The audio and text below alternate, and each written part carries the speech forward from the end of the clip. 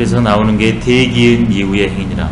그 사람을 기다린 뒤에야 오 성인의 도는 시행됩니다.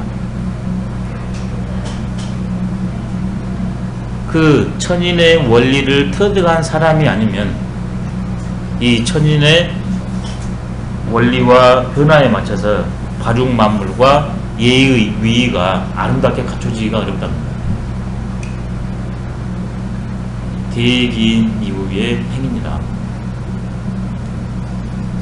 근데 이것을 어떤 지위를 가진 사람이 제일 파괴효과가 심하기 때문에 중용에서 앞에서 대덕을 갖는 이가 지위를 얻어야 된다고 그랬습니다.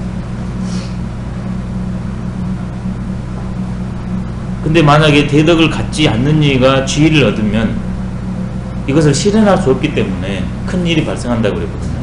그래서 문무지정이 포제방책이나 문왕과 무왕이 이렇게 성인의 도를 터득해서 실제로 정치에 구현하는 훌륭한 모델 중에 한 명입니다. 근데 이분의 가르친, 이분이 실현했던 그런 것들이 글로서, 언어 문자로서, 문물로서 다 드러나 있습니다. 포제방책. 그렇지만 문왕과 무왕의 정신을 터득하지 않는 사람은 그 문장은 금방 보고서도, 문물은 보고서도 실천을 못합니다. 그래서 대기인 이후의 행위입니다. 암과 행함이 같이 가야 되는데 같이 가지 못했을 때는 행으로 구해내는 사람을 리더로 삼아야 된다. 그 다음에 내가 뜻하지 않게 아니면 자연스럽게 아니면 내가 적극적 노력을 통해서 그런 위를 성취할 수도 있습니다. 세 가지 방법이거든요. 그냥 오는 법, 적극적으로 취하는 법, 그 다음에 뜻하지 않게 오는 법.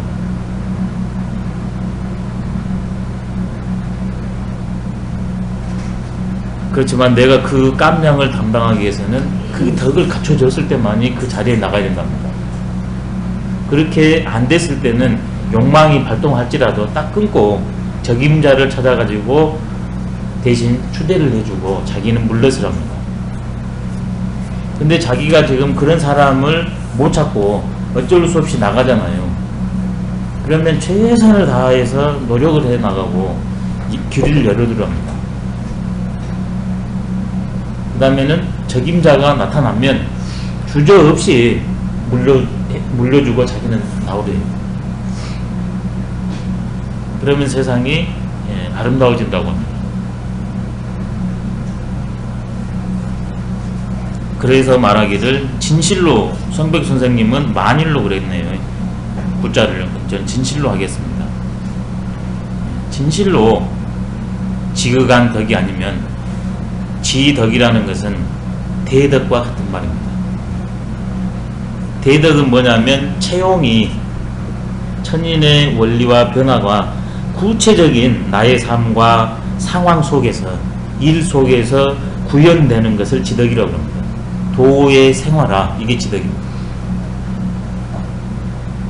중덕, 소덕은 덕은 독이로되 어떨 때는 행해주고 어떨 때는 행해지지 않습니다. 근데 지덕은 도의 생활화입니다. 그래서 진실로 도가 생활화되지 않으면 지극한도 그것은 나와 한 몸이 되지 않습니다. 불금. 지덕 이꼴 지도입니다.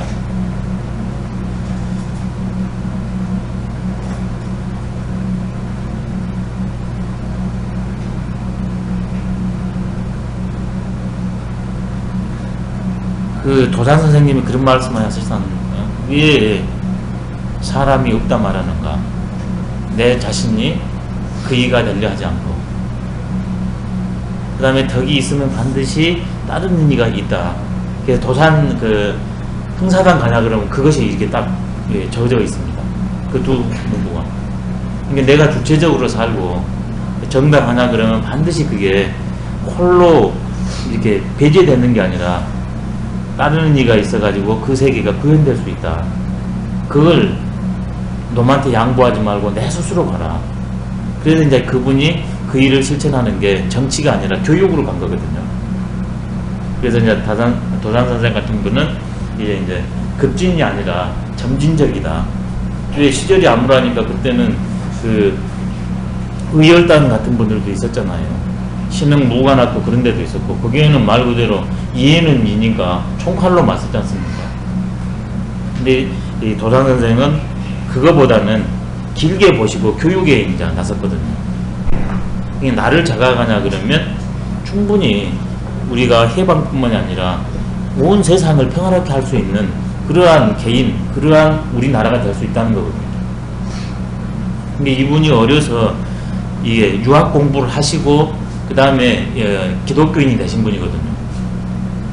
그러니까 그 정신이 같이 이렇게 묻어간 겁니다.